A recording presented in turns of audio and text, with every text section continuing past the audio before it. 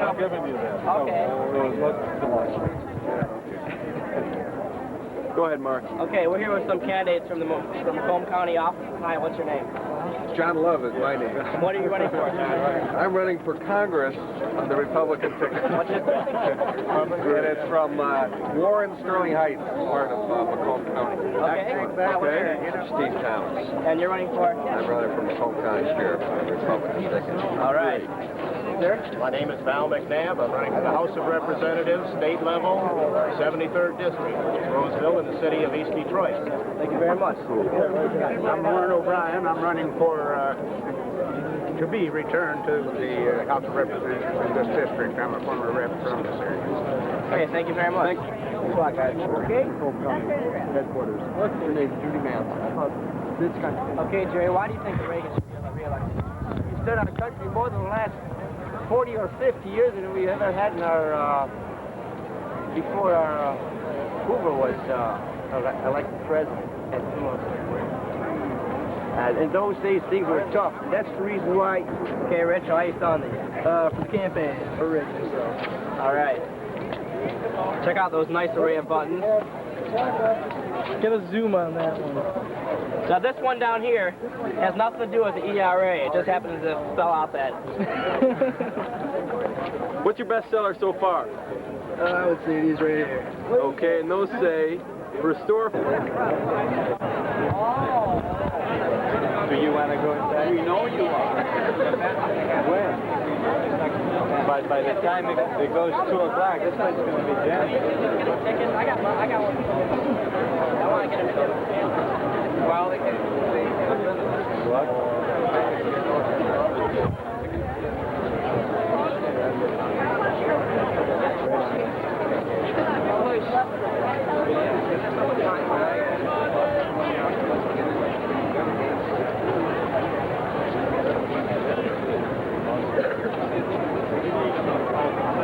Wait, come here, Steve. Come here. Oh, yeah. And then pull them along with you. Okay, so we should all get in that line over there? That's right. No, stay where you are because they can go through. You go through, you can go through. It doesn't make any difference. Your general, they will go through general admissions. Once you're inside, wait for them. Right behind those That's round right. booths and hand around the corner? Then wait for these 2 guys to come in. And then take them with you. Okay.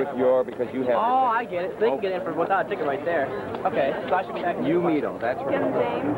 Okay, and you're a Reagan supporter? Yes, I am. Why do you think he should be reelected? I'm glad here. What school do you go to? Lincoln High School in Warren. Okay, well, what do you think of President Reagan? I think he is great. I love him, and he's almost as great as the Tigers. All right, well, let's see that sign.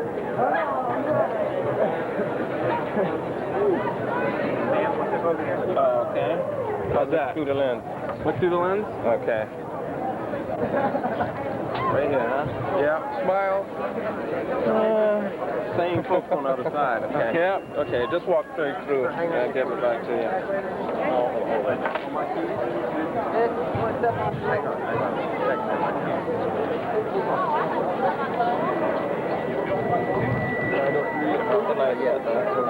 Okay. VHS? Go ahead. Okay.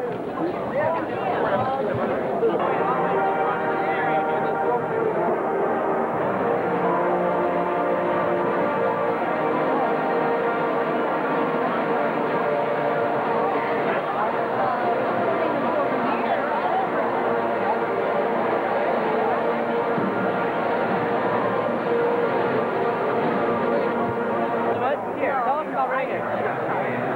She always tells me about Reagan. Well, what'd she tell you? Oh, she does these wonderful. She does good president. Oh, she's crazy about handsome. I saw Reagan when he was about 40. Then he was handsome. Then he was in a personal appearance. Yeah, but I know it's good. He still, believe me, yeah. What do you think of Mondale? Oh, come on. No, he's not a bad-looking man. His nose is like an icicle. It's kind of... Now, let's not get personal, you know. He's not a bad-looking man. Well, I'm not talking about look. I'm talking about politically. Oh, politically? Well, I'm not going to vote for him. That's for sure. That's about all I'm going to do.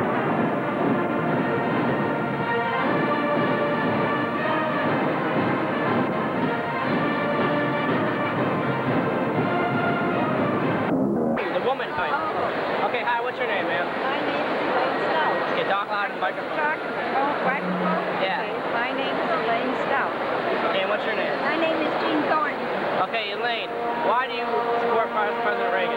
Why do I support President Reagan? Because I think he's done a great deal to bring the country back to a sound economy, and I think it'll get even better if he has another 4 years. Sure enough. And how, what about you? I feel the same way. I think he's been a great president. It's not a rally. It's not a pep rally. It's not an excitement rally. It's actually knock the socks off the Secret Service agents when they come in. And that's your goal right there. To make sure that this rally is the best in the president's hand in his campaign. And I know we can do it. The room is still filling up. I just want to get a shot at it. He's a leader. We know what a leader is like. We have to return to your level.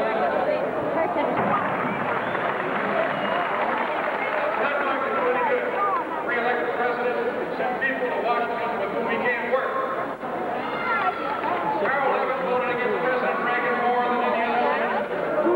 We can't allow them to have an Michigan. Michigan has great people. We have the people. We have the industry and the business. We have the great place to live. We have the universities and the education. Michigan is ready to take off.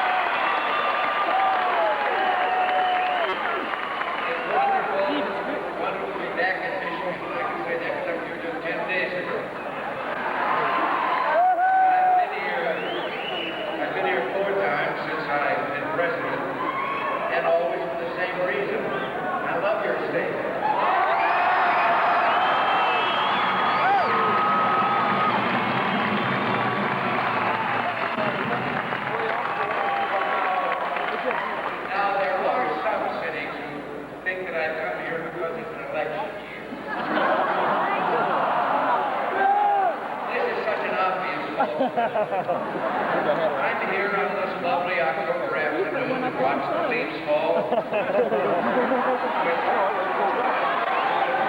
Admiring the way the crisp autumn sun against the sparkles makes me clear.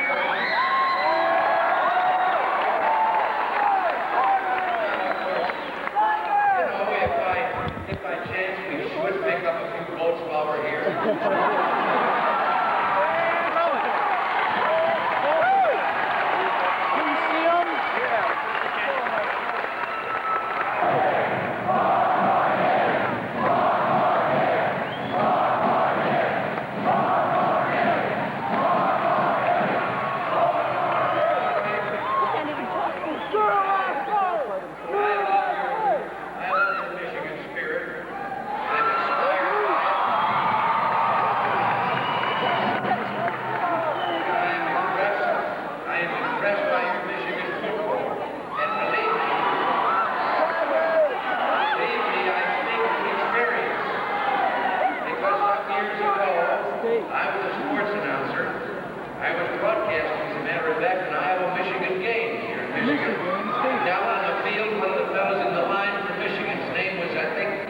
Jerry Ford.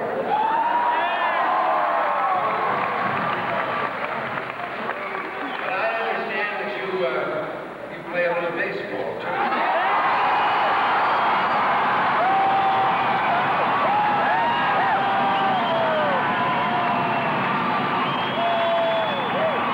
President of all the people, I can't take sides on the Tigers Padres issue.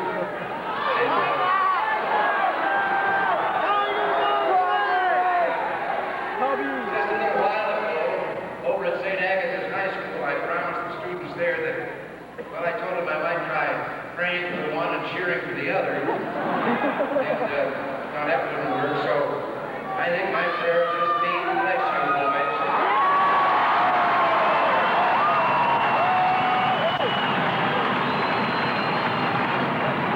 Yes, and that's kind of what October is all about this year. But there are many things to talk about this October. On the way here, I was thinking of how to sum up 3.5 years of effort by the American people to turn our economy and our nation around. How to sum up your success. And it seems to me that the past 3.5 years have been an historic time in our country, a time of great renewal. Our nation has hope again, opportunity abounds, the American dream is reborn. And this is what I would call the overview. Would you like the facts to back it up? But we're enjoying the strongest economic expansion in 30 years.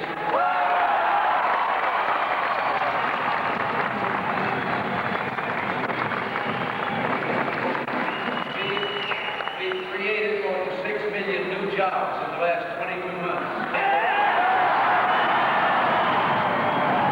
Renewal happened by accident. It wasn't a matter of chance.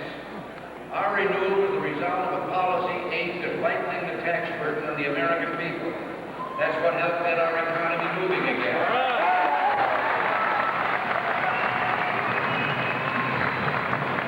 And we intend to simplify the tax system so that we can push income tax rates further down and not up and keep the expenses going.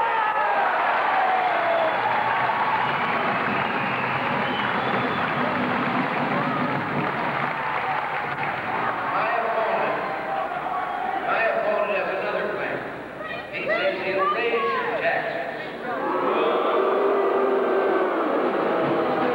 By 1989, he says that his tax would amount to $85 billion more per year. Now, it's tempting to figure when you hear that it's the other fellow's taxes that'll be raised. And let me tell you, they've been getting away with that for years. It's yours that will be raised. We've already said that my opponent is to keep all the promises that he's made. He would have to increase taxes by the equivalent of $1,890 per household. Now, the red ink was barely dry on his massive $85 billion tax increase proposal before he revealed that part of his plan was for a second round of new tax increases.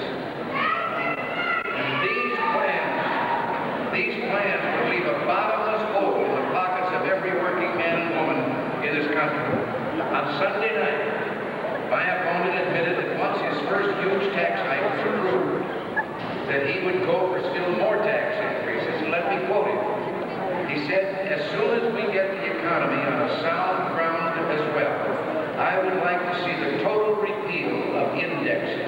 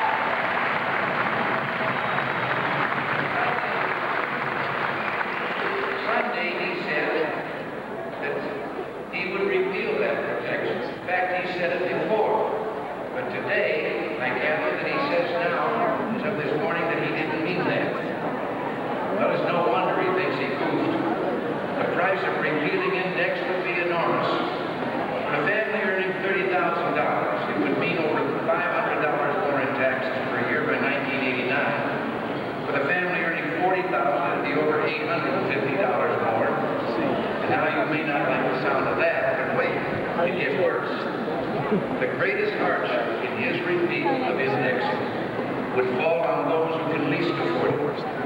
Everybody below the $25,000 earning line. Figure out where he is. People that he claimed he would protect. The heaviest proportional burden falls on those least able to pay. In fact, it gets so bad as you go down the line that people earning $10,000 or less would have to pay about $200 a year more in taxes. Well, it's nice that my opponent was willing to explain his two-part tax plan, raise taxes and raise them again. But it's the height of unfairness to make hard-working people pay even more taxes just to finance excessive campaign promises. In this country, one way or another, my opponent's tax increases would not only stop the economy dead in its tracks, they would put a new and ever-increasing burden on you and your neighbors and your children. And he would turn us back to the old days where the politicians dance and you pay the piper. The last thing we need now is a return to the policies of tax and tax and spend and spend. Those policies stifle creativity and growth. What we do need is a tax policy that offers incentives for people to work, save, and invest. All defense in historical perspective. We get caught up in everyday things. Sometimes we forget that we're part of a long continuum that stretches back 2 centuries to a little gathering in Philadelphia. Those who gathered there envisioned and created a totally new thing in history. A splendid union of states headed by a federal government whose members would be elected by the people and who would serve at the suffrage of the people. It was made clear from the beginning that the citizenry would allow the government certain rights. Rights would not flow from the government to the people. It would be the other way around. Guarantees. But there's one difference so fundamental that it tells the whole story.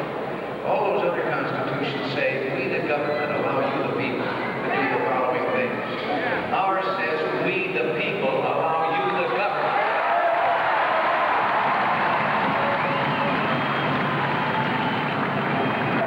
1880, the American people declared their independence once again.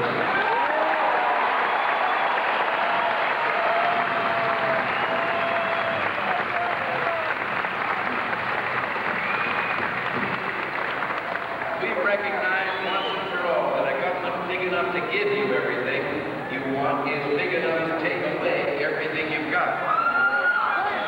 And we recognize that after all this time, Henry David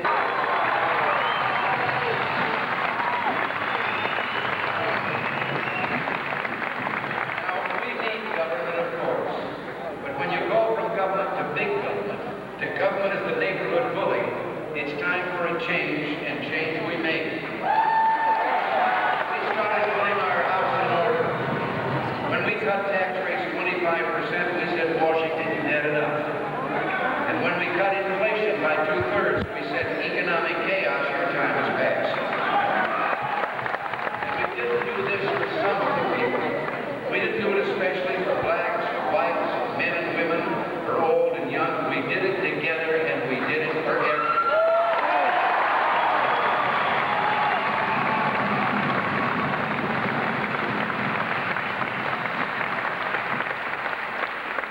Now, the other side thinks of America as little more than a collection of special interest groups competing against each other. They ought to wake up to what a united America accomplished while they were busy trying to manipulate this group and that. I believe that we have returned to a proper understanding of who the American people are. We're the people who crossed the plains, scaled the mountains, won the West. We're the people who came up with the inventions that lit the world and filled it with sound and laughter. We're the people who twice in this century have fought in Europe and stood up for decency for all mankind. We're a people, in short, who don't need the supervision of government sophisticates to tell us what is right and good.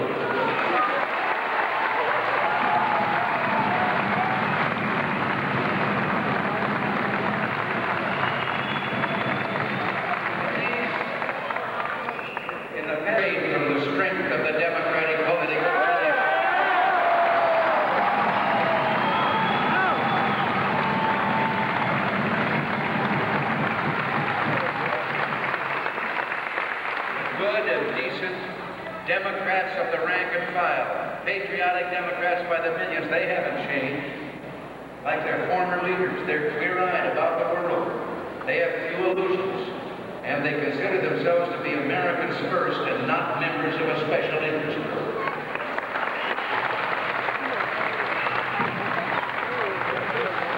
When John Kennedy was president, he didn't push a program of dreary mediocrity with endless tax increases on those who dream of better days. He challenged Americans, just as we're challenging you today, to make America grow and to make America great by pushing for lower personal income tax rates for all the working people of America. And there was a great similarity between his tax cut program and the one that we implemented in 1981.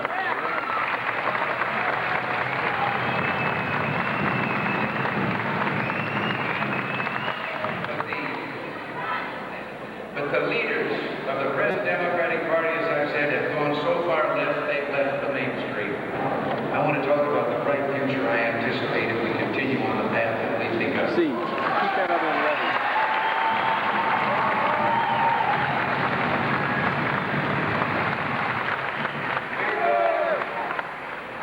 We're going to continue to force personal income tax rates down, not up. We're going to continue curbing government's appetite. And that's going to keep the economy booming. It's going to continue to grow. It's going to create millions of more jobs and new worlds of opportunity for all of us together. Very cool. And for your faith in America's best days are still to come. And God bless you all.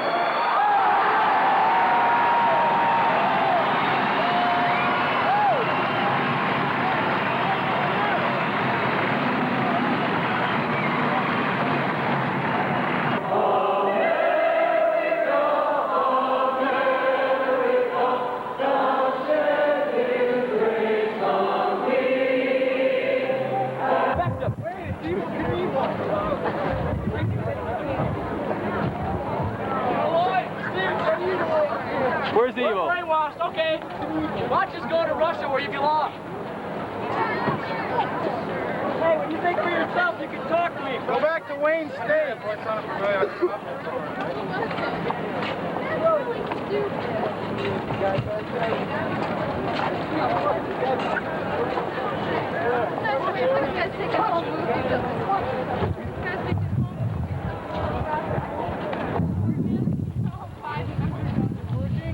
Yeah.